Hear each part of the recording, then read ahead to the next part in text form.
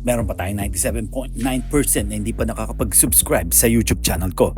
Bagong lahat, huwag natin kakalimutan na mag-subscribe, mag-comment, like, and share, and please click the bell para ma-receive ninyo lahat ang aking notifications. Christian Standhardinger.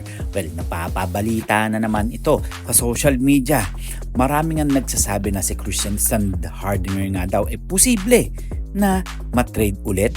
Well, pag-usapan natin, si Christian Standhardinger nga noong May 2024 nagkaroon ng trade si Standhardinger mula sa Barangay Ginebra papunta sa Terra Firma Jeep. Ayon kay Coach Tim Kun, bahagi ito ng desisyong gawing mas bata ang roster ng Ginebra.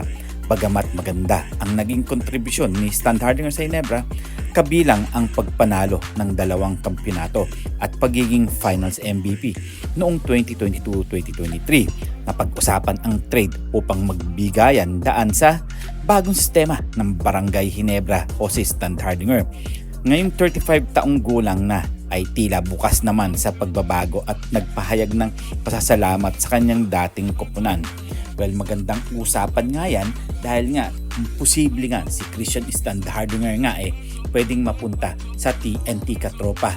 Maraming nagsasabi na panakip butas nga lang daw si Standhardinger sa TNT dahil hindi nga nila nakuha etong si Rosario. Well, alam naman natin si Troy Rosario ay pinag-aagawan ng mga matataas at malalaking team sa PBA. Posibleng hindi na nila makuha si Rosario pero papalit naman nila etong si Christian Standhardinger. Well, pag-usapan naman natin etong si Mikey Williams.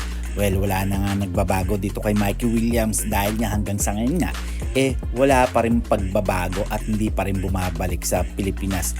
Si Mikey Williams nga walang bagong balita kung babalik si Mikey Williams sa PBA matapos ang kanyang mga issue sa TNT Tropa Giga.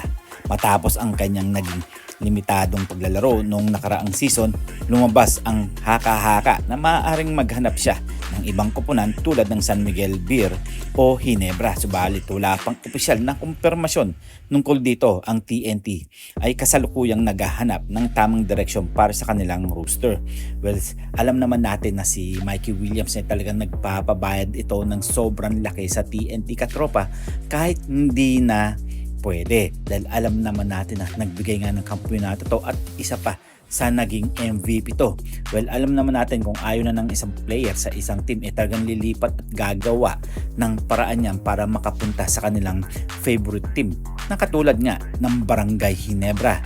Well, ayon nga sa mga balita, Ginebra pati na rin ng SMB nandoon ang kanyang mga kaibigan at kuya-kuyahan at best friend sa 2 team na yon. Posible kaya makalipat si Mikey Williams sa 2 team na yon.